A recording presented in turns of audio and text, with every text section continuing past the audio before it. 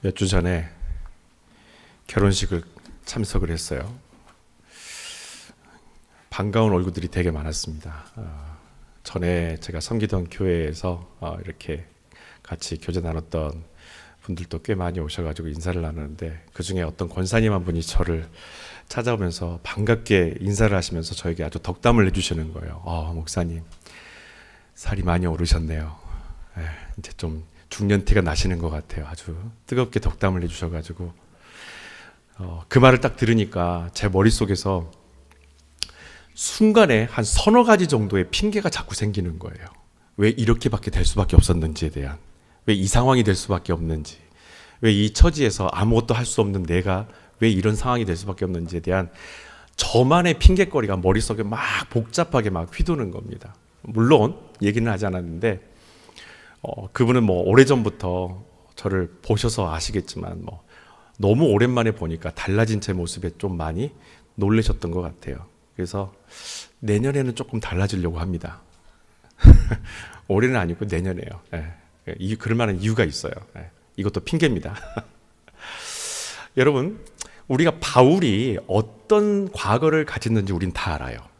사도행전이 왜 로마서 앞에 있냐면, 사도 바울이 그리스도를 만나고 복음을 만남을 통해서 사도가 되는 모든 과정과 선교 활동을 통해서 로마에 편지를 보내게 되는 모든 상황과 정황들이 다 담겨져 있는, 그러니까 사도 바울의 변화된 모든 과정들, 그리고 그가 마지막에 어떻게 자신의 삶을 헌신했는지에 대한 역사적인 기록이 사도행전이고, 그렇게 달라진 삶을 통해서 그 안에 들어가 있는 그 복음을 증거하는 것이 로마서예요.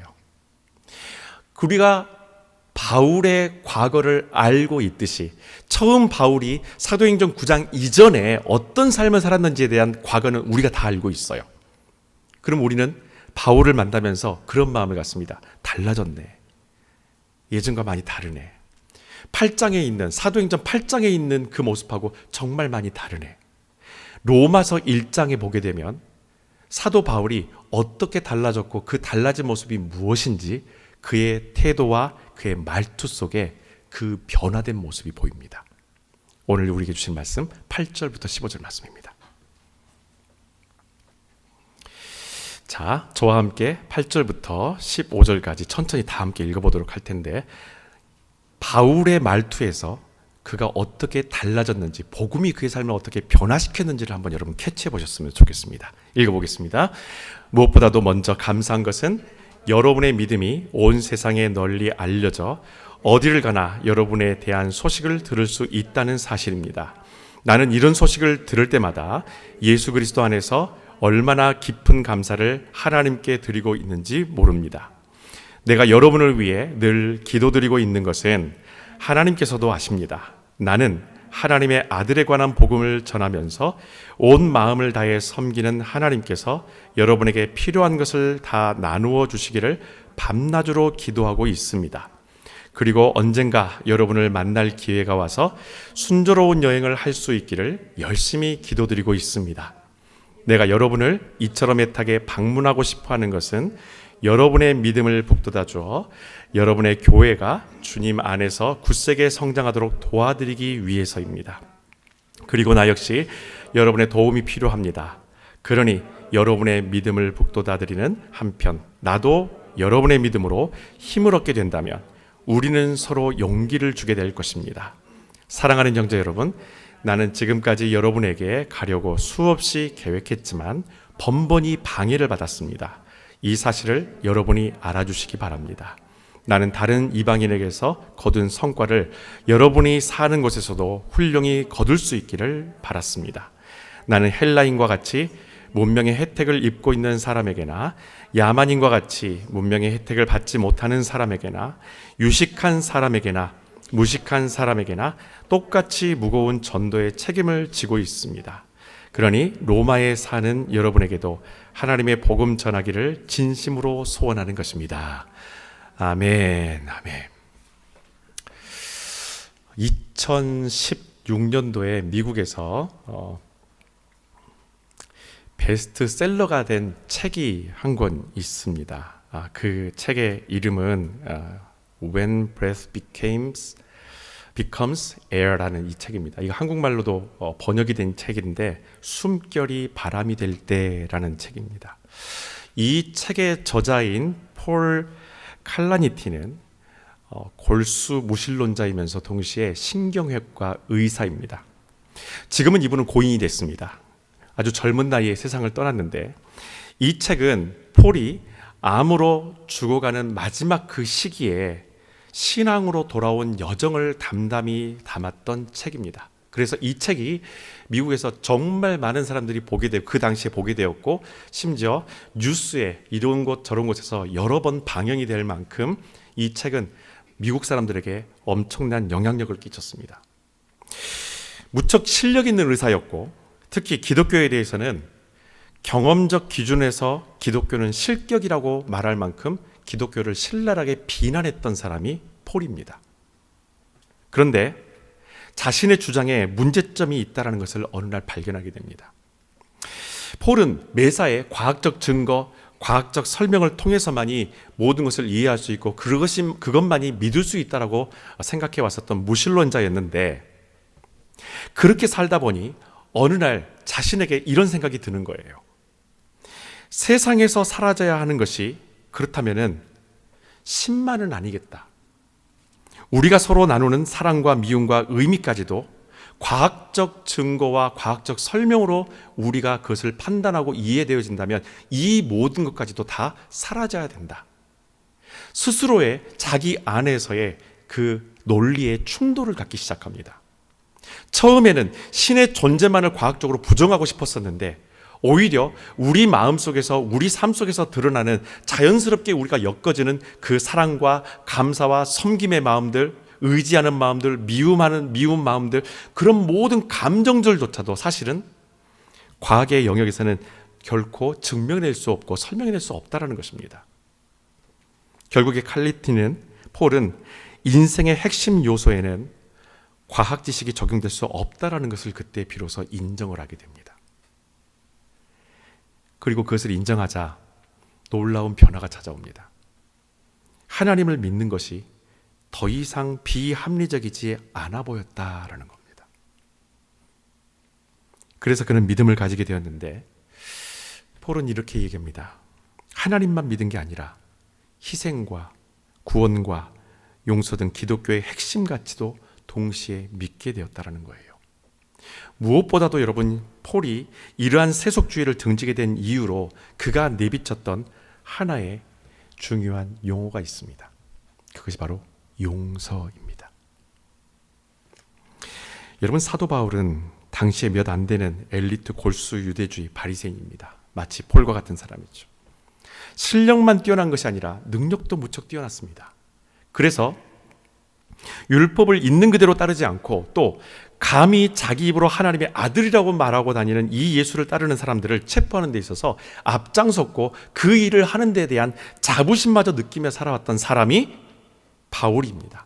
그런데 평생을 율법주의자로, 원리주의자로 살아왔었던 바울이 그가 예수 그리스도를 만남으로 회심할 때까지는 3일이라는 시간밖에는 걸리지 않았다는 거예요. 여러분, 이것이 복음입니다. 평생을 그렇게 살아왔던 자신의 모든 세계관이 예수 그리스도 이 복음을 만남을 통해서 한꺼번에 다 뒤집어지고 뒤바뀌었다라는 것입니다. 지난주에도 우리가 말씀을 나눴던 것처럼 한 사람의 변화는, 내 삶의 변화는 많은 시간을 필요로 하는 것이 아닙니다. 복음이 내 안에 온전히 들어오게 되면 그 복음으로 인해서 우리의 변화의 시간은 사실은 시간 문제라는 것입니다. 바울이 다메섹에서 예수님을 만나고서 아무런 저항 없이 꼬박 3일 동안 물도 밥도 먹지 못하고 굶기 시작합니다. 그리고 기도에 전념합니다. 나는 분명히 예수를 쫓는 사람들을 붙잡았었고, 심지어 내가 스데반을 죽였던 바로 그 자리에 함께 있었던 사람인데, 예수라는 분이 나를 만나서 왜 그분은 나를 처벌하지 않고 나를 용서하시는가?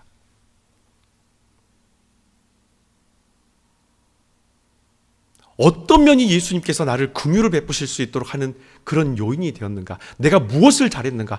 아무리 생각해도 내가 하나님 앞에, 주님 앞에 이렇게 용서의 은혜를 받을 만큼의 잘한 것이 보이지 않는 거예요. 음식이 입에 들어오지 않습니다. 3일 동안 그는 기도합니다.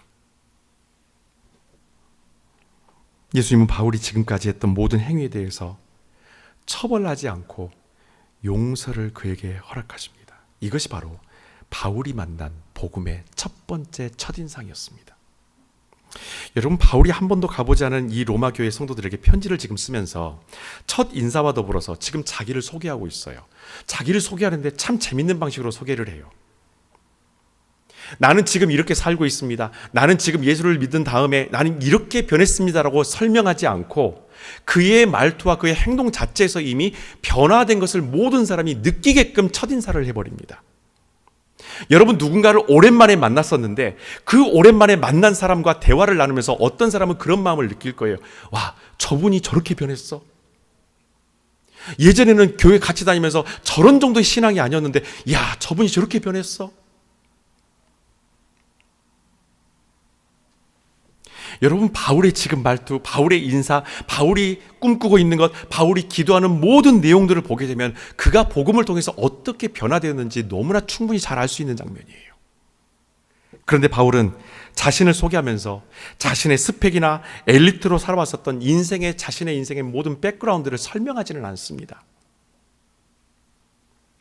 그가 첫인사와 함께 지금까지 나누고 있었던 것은 복음이 내 삶을 어떻게 변화시켰는가, 그 복음이 내 삶을 어떻게 변화시키고 어떻게 말하게 하고 어떻게 행동하고 어떻게 살게 만드는가를 실제적으로 지금 보여주고 있는 장면과 같은 거예요.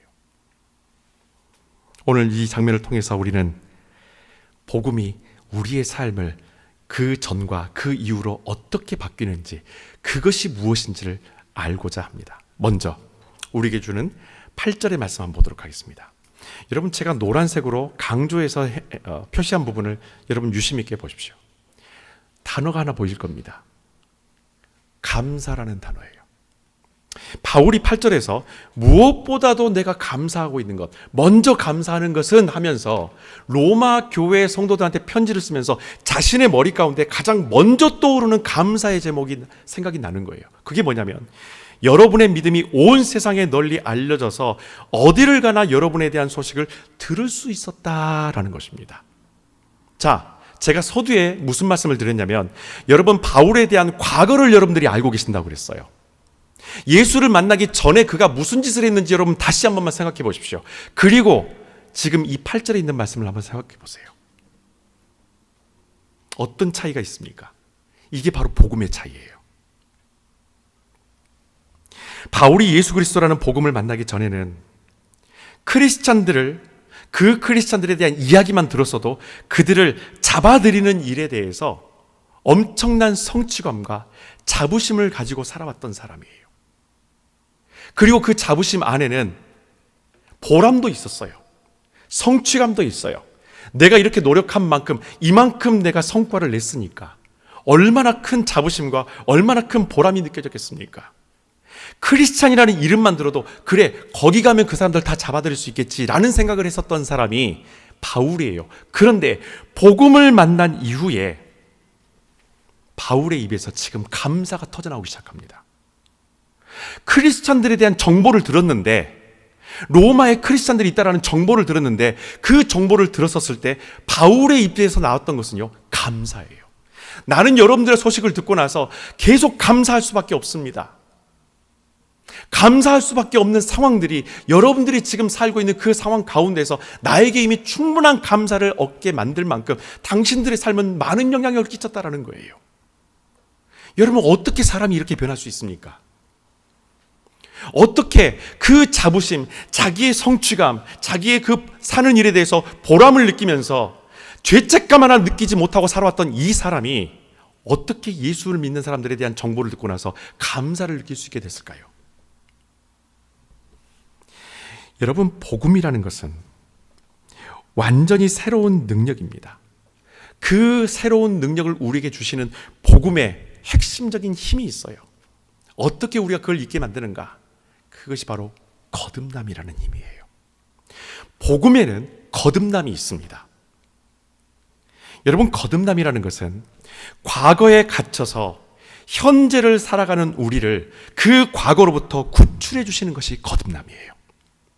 지금 여러분들은 어떠한 과거에 발목 잡혀서 살고 계십니까? 여러분은 어떠한 과거에 지금 뭉쳐 살기에, 어느 과거에 지금 갇혀 살기에 아직도 여러분의 삶은 기쁨이 없습니까? 감사가 없습니까?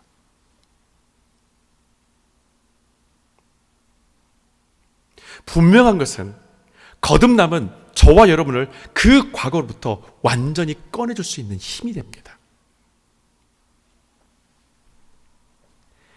그것을 탈출했을 때 제일 먼저 찾아오는 감정이 바로 오늘 바울이 말했었던 이 감사예요.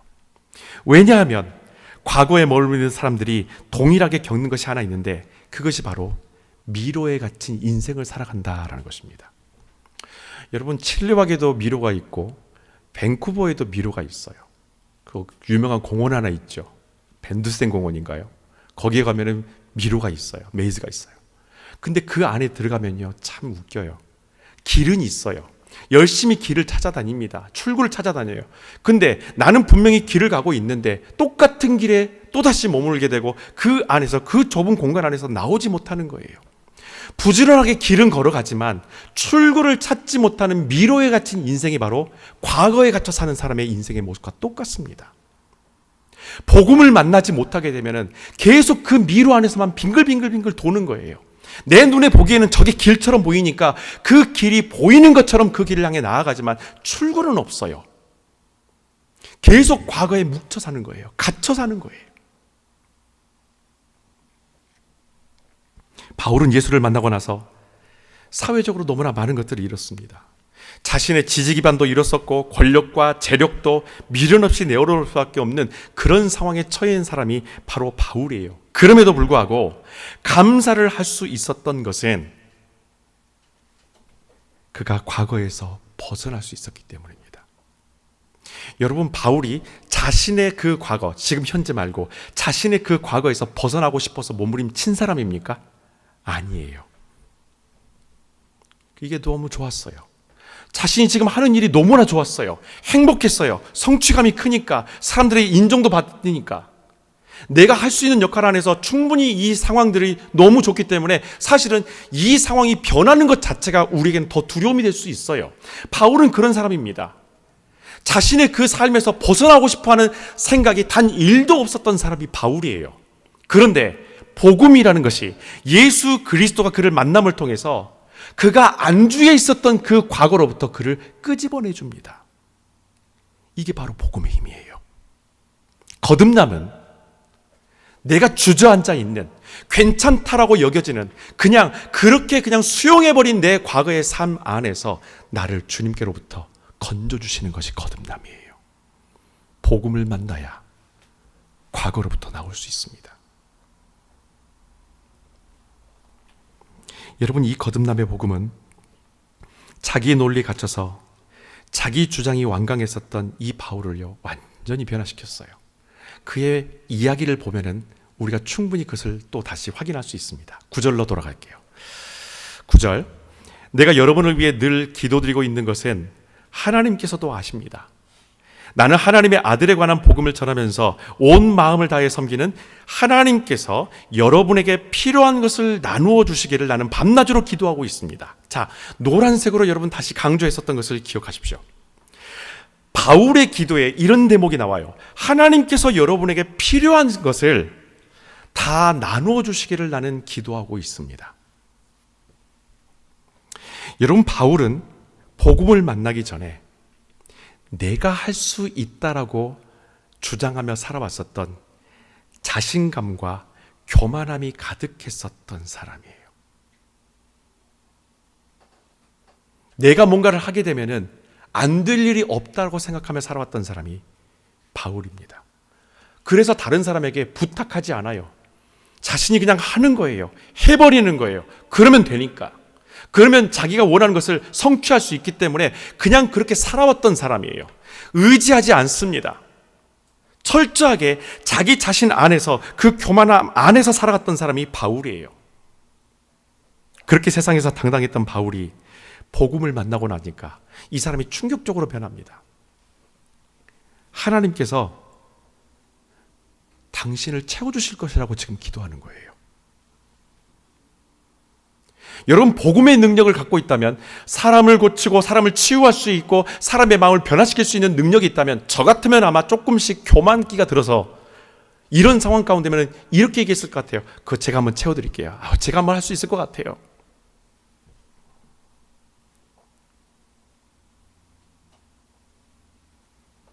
그런데 오늘 바울은 그렇지 않아요. 바울은 그거는 하나님께서 채워주실 겁니다라고 얘기합니다.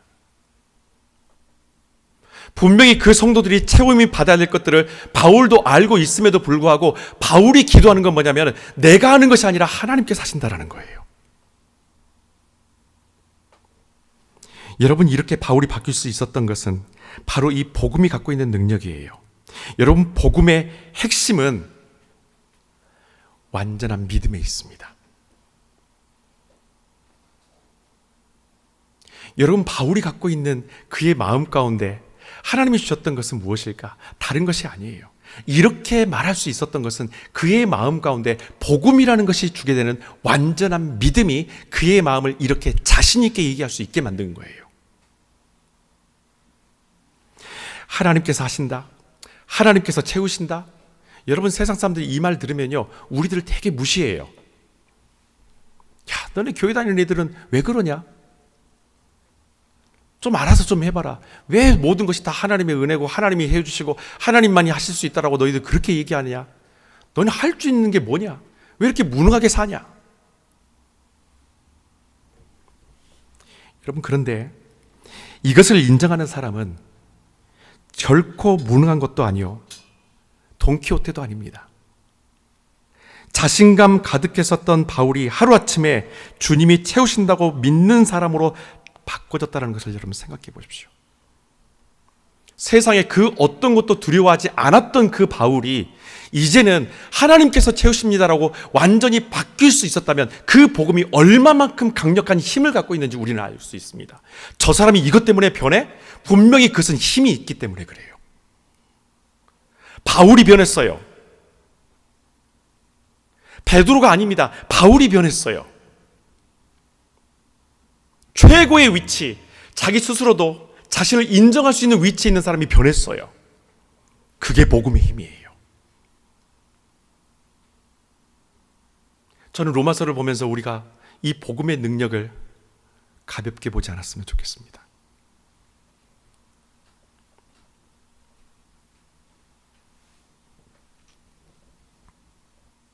신앙생활은요, 내 인생의 목적이 하나님의 목적과 동일하게 되어가는 과정을 신앙생활이라고 하는 겁니다. 저와 여러분의 삶의 목적과 방향이 있잖아요. 이 방향이 하나님의 뜻과 목적과 동일하게 같이 서갈 수 있도록 그렇게 맞춰가는 과정이 신앙생활이에요.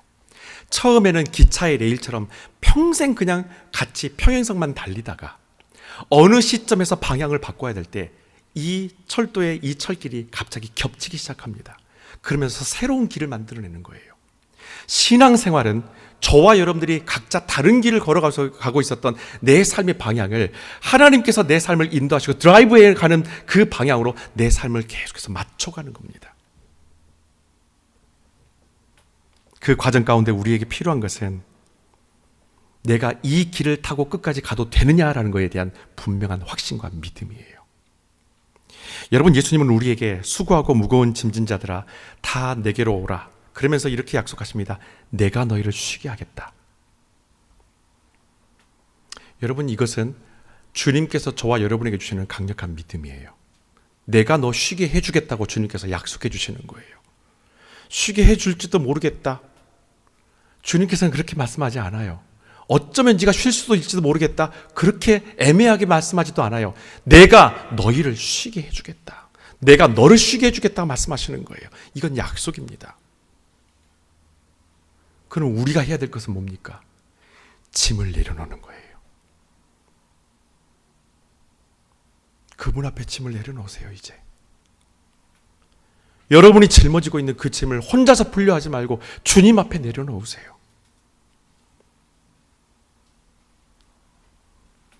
복음은 구린내나는 내 인생의 헛된 목적을 그대로 받아주십니다. 그래서 주님께서 채우시는 새로운 인생의 목적을 우리에게 다시 선물해 주시는 거예요. 그래서 바울은 12절에서 나 역시 여러분의 도움이 필요하다고 말하면서 동역을 요청합니다. 예전에는 그런 사람이 아니었거든요. 복음을 만나기 전까지 바울은요, 도움 요청하지 않았던 사람이에요. 여러분, 여기 여성분들 많으신데 결혼 안 한 우리 지은이나 결혼 안 한 우리 가희 잘 들으세요. 남자들이 갖고 있는 단점 중에 하나가 뭐냐면요, 고집이 세요. 부탁을 잘 안 하려고 하는 게 단점이에요, 남자들은. 특별히 운전할 때 길을 잘못 들었었을 때 옆에서 물어보라고 그러면요, 절대 안 물어봅니다. 자존심 상하거든요. 내가 알아 그러면서 딴 길로 가요. 그게 남자예요. 바울이 자기의 인생의 주인이 되어서 자기가 원하는 대로 자기의 삶을 드라이브해 갑니다. 그랬던 사람이 복음을 만난 순간부터 하나하나를 하나님께 여쭙기 시작합니다.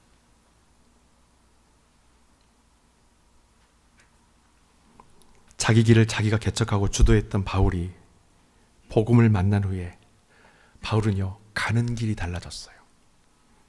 복음은 다른 길보다 더 확실한 길이 아니라 유일한 길입니다. 다른 어떤 길보다 더 좋은 길이 아니라 복음은 유일한 길입니다. 그래서 복음은 바울의 삶을 그 유일한 길 위에 올려놓게 만들었다라는 거예요. 끝으로 오늘 말씀 가운데서 바울이 인사하는 이 내용 가운데서 안부를 묻고 그들을 위해서 기도한다는 그 내용 가운데 보게 되면 복음을 만난 바울의 변화가 왜 어디에서부터 오게 되었는지, 그 복음의 능력이 무엇인지를 또 하나를 발견할 수 있어요. 여러분, 바울이 예수님을 만나기 전에는 자기가 계획했었던 그 목적을 방해하는 것이 없다라고 느낄 만큼 스스로 바울은 의롭다라고 여기며 살아왔었던 사람입니다. 13절 한번 보시죠. 사랑하는 형제 여러분, 나는 지금까지 여러분에게 가려고 수없이 계획을 했지만, 원래 바울의 성향이 어떤 사람입니까? 목적 지향형인 사람이에요. 이 사람은 방향을 잡고 계획을 잡으면 그 계획을 반드시 성취해버리는 사람입니다. 좋은 장점이 될 수도 있지만 이 장점을 잘 사용하지 못하면 독이 될 수 있는 사람이에요. 그랬던 바울이 로마 성도들한테 이렇게 얘기를 해요. 수없이 계획을 했지만 번번이 제가 방해를 받았습니다.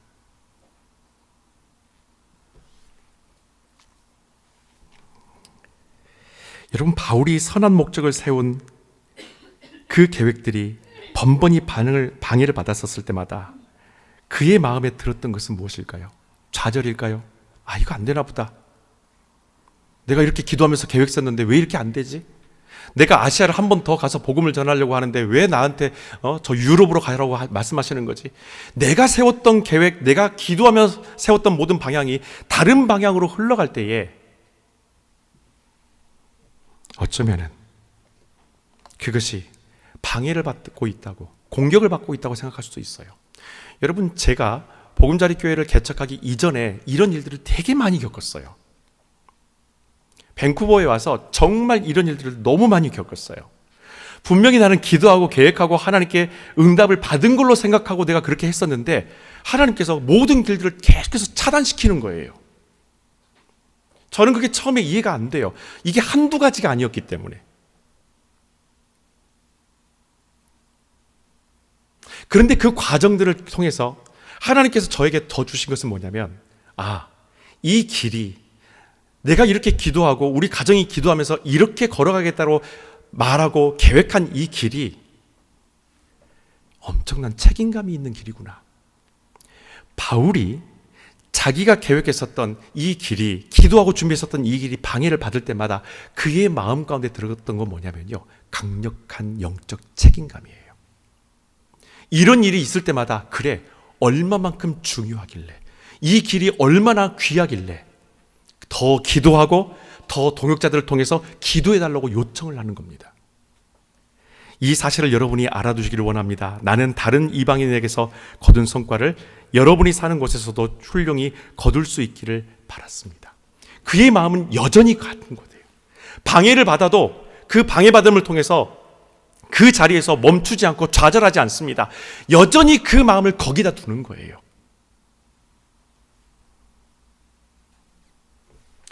목적 지향적인 성격과 자기 의로 가득했었던 이 바울이 복음을 증거하는 일에 방해를 받을 때마다 오히려 영적 책임감을 가질 수 있었던 것은 이 복음이 세상 속에서 주님과 새로운 관계와 관점을 그들에게 허락해 줬기 때문입니다. 그래서 그가 방해를 받아도 사실은 이 문제로 인해서 마음이 흔들리지는 않아요. 여러분, 프랑스에 메디아시테라는 탐사 보도 전문 채널이 있습니다. 아주 유명한 채널이에요.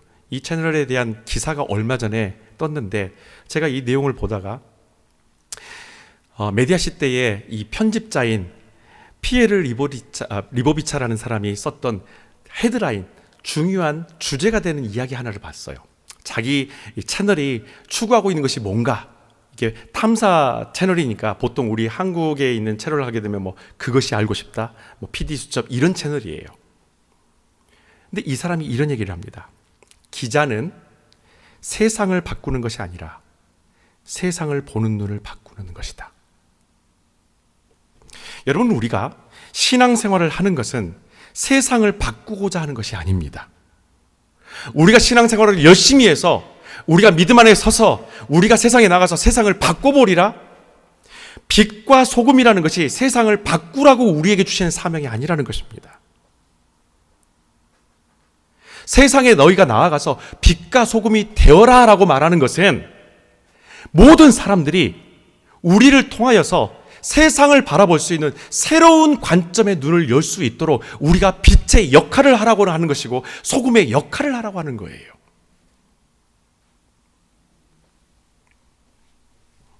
로마는 여러분 크리스찬들이 세상을 바꾸고자 한다라는 그 잘못된 생각으로 인해서 크리스찬들을 혁명분자로 생각합니다. 그러니까 잔혹하게 핍박을 했어요. 뿐만 아니라 유대주의자들은 그들이 유대주의를 부정하는 그런 이교도라고 생각을 해서 또한 그들도 자기 동족이지만 핍박을 합니다. 그러나 정작 복음을 받아들인 사람들은 세상을 바라보는 관점이 달라졌기 때문에 그런 핍박에 대해서 똑같이 칼로 똑같이 자신들의 권력으로 그들을 짓밟으려 하지 않았다는 거예요. 관점이 달라졌으니까. 여러분, 우리가 사는 이 세상은요, 주님이 다시 오셔서 심판하실 때 그 심판을 피할 수 없는, 바꿔지지 않는 세상입니다. 좀 극단적으로 얘기할게요. 재활용이 안 되는 세상에 우리가 지금 살고 있는 거예요. 안 달라질 거예요. 세상은 더 악해질 겁니다. 왜냐하면 이 세상은, 우리가 살고 있는 것은 하나님께서 최종적으로 심판하시는 그 멸망을 향해서 나아가고 있기 때문에, 그게 하나님 안에서 그분이 세우신 계획이기 때문에 세상은 안 달라져요. 저와 여러분들이 보금자리 교회가 열심히 신앙생활을 해도, 이 세상의 많은 교회들이 그렇게 열심히 기도하고 부르짖어도 그렇다고 해서 세상은 안 달라져요. 다만 우리가 하고자 하는 일이 뭡니까? 사도 바울처럼, 베드로처럼, 다른 믿음의 선진들처럼 그들의 삶을 통해서 많은 사람들이 그들이 세상을 바라볼 수 있는 관점을 바꾸는 거예요. 내가 저 사람을 만나보니까 내가 지금까지 살아왔던 삶의 생각들이, 봤던 관점들이 좀 다르다. 다시 봐야겠다. 나를 다시 봐야겠다. 내 인생을 다시 한번 점검해 봐야 되겠다. 믿는 사람들을 통해서 그들은 그런 도전을 받을 수 있게 되어야 된다는 거예요. 이게 복음의 힘입니다.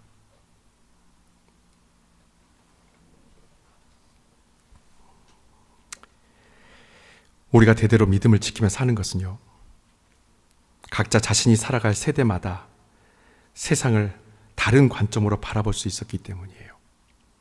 우리가 우리 자녀들에게, 아동부 자녀들, 학생부 자녀들에게 복음을 전해야 되는 사명과 책임이 있는 이유는요, 그들이 살아가야 될 세대 가운데에서 흔들림 없이 믿음 안에 살아갈 수 있도록 하기 위함이에요. 그게 우리의 책임입니다. 여러분, 복음으로 가슴 뛰었던 우리가 어느 날 잃어버린 게 있을 수 있어요. 여러분의 마음에 전에 복음으로 가슴 뛰었었던 내 삶을 여러분 기억하실 거예요. 그 과거를 아실 거예요. 근데 어느 날 이 마음이 식어 들어가요. 이 마음을 놓쳤어요. 그때는 한 영혼을 더 살리기 위해서 그렇게 열심히 뛰어다녔는데 이제는 내 혼자 나의 삶을 살기 위해 그렇게 분주하게 살아가요. 여러분, 잃어버린 것이 무엇입니까? 혹시라도 여러분 복음으로 인해서 여러분들이 받았던 기쁨 가운데에서 지금 혹시 잃어버린 것이 무엇입니까? 세상은 예전과 똑같이 악하고 믿음에서 멀어지게 하는 세속적인 요소들이요, 우리 주변에 여전히 가득합니다. 그러나 복음은 그때나 지금이나 변함이 없습니다. 바울의 시대나 2022년도 저와 여러분이 살아가고 있는 이 시대는요, 절대 변하지 않아요. 변함이 없다라는 것은 그 존재만으로도 이미 그 가치가 충분히 증명됐다라는 것입니다. 복음이 능력이 없다면 복음은 지금 바뀌었어야 합니다. 그러나 그 복음은 달라지지 않습니다. 그 복음이 오늘 저와 여러분을 다시 살릴 수 있는 우리 유일한 소망이 되십니다. 그 복음 안에서, 믿음 안에 다시 숨을 쉬는 영적 공동체가 되시기를 주님의 이름으로 부탁드립니다. 기도하겠습니다. 이 시간에 한 가지 기도 제목을 가지고 주님 앞에 나아갑시다. 하나님, 붙잡힌 과거에서 이제 나오게 해주시옵소서. 주님을 부르짖게 하여 주시옵소서. 그 복음의 능력을 붙들고 오늘 우리의 삶을 힘있게 살아낼 수 있는 우리 모든 하나님의 백성 될 수 있도록 인도하여 주시옵소서. 주님으로 인해서 내 삶이 달라졌고 주님으로 인해서 우리의 삶은 더욱더 감사로 충만한 줄 믿습니다. 다시 주께로 돌아가게 하시고 우리를 가슴 뛰게 만드셨던 그 복음이 다시 우리의 삶을 풍성하고 승리하는 삶으로 이끌어갈 수 있도록 주께서 찾아와 주시옵소서. 임재하여 주시옵소서. 함께 기도하면서 나아가기 원합니다. 기도하겠습니다. 아버지 하나님 주시옵소서. 아버지 하나님, 시간에 주님께서 오시는 믿습니다. 아버지, 주님께 줄 줄 믿습니다. 하나님,